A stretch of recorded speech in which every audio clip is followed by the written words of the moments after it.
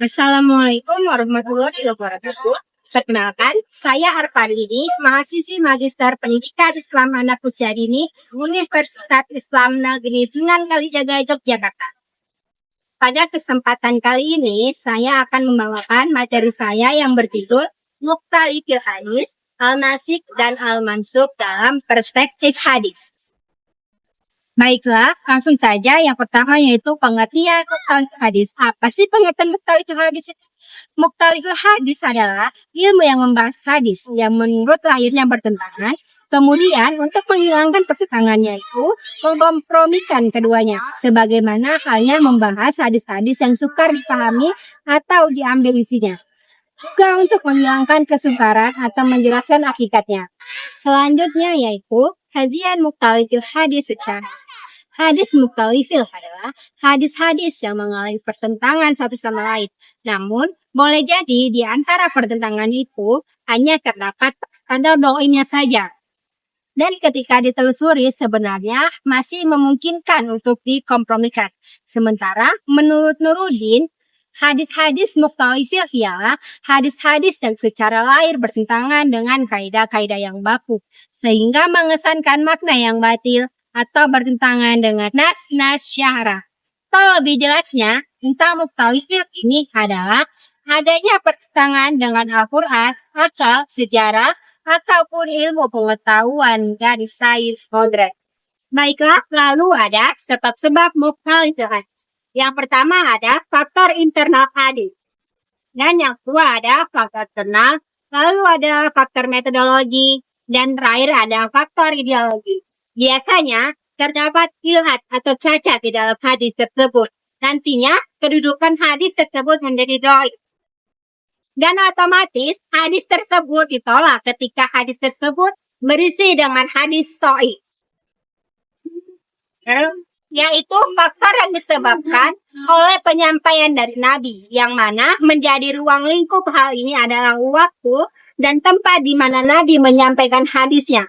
Kemudian ada metode penyelesaian hadis.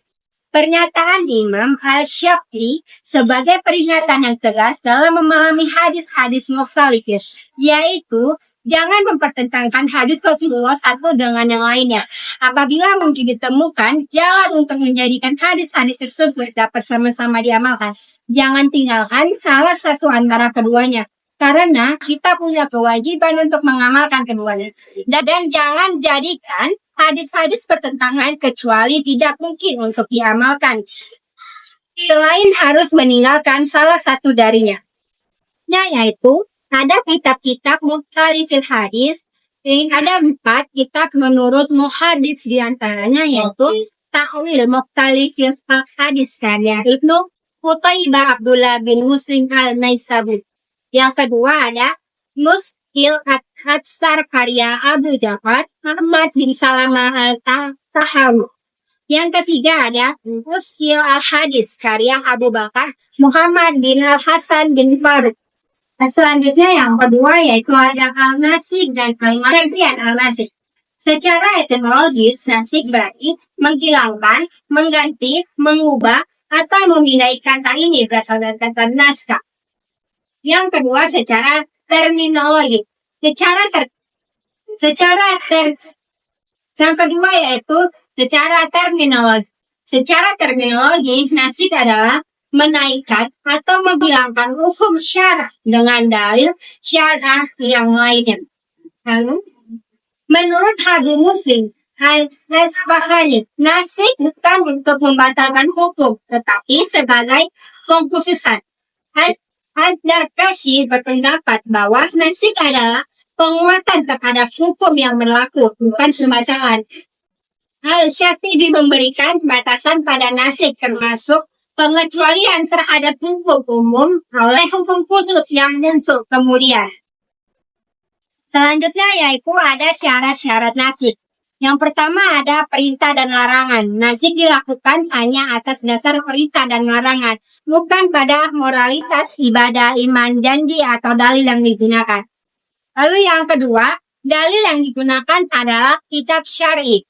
Yang ketiga ada dua kalimat hukum. Ada dua kalimat hukum yang saling bertentangan dan tidak dapat. Yang keempat, aturan syariah yang berlaku datang lebih lambat dari aturan yang dicabut. Yang kelima, tidak dapat disepakati. Hukum yang dinasik tidak termasuk masalah yang telah disepakati kebenarannya. Yang ketujuh, tidak dapat disatukan. Dapat dilakukan nasik mansukh apabila kedua nasik tidak dapat disatukan. Yang selanjutnya yaitu ada kesimpulan. Nasik merujuk pada ayat atau hadis yang mengaku menggantikan atau mengubah hukum yang telah ditetapkan sebelumnya. Sementara al-mansukh adalah bagian dari ayat atau hadis yang telah dihapus atau diubah. Baiklah, sekian materi yang dapat saya sampaikan. Kurang dan lebihnya saya maaf sebesar-besarnya karena saya juga masih belajar.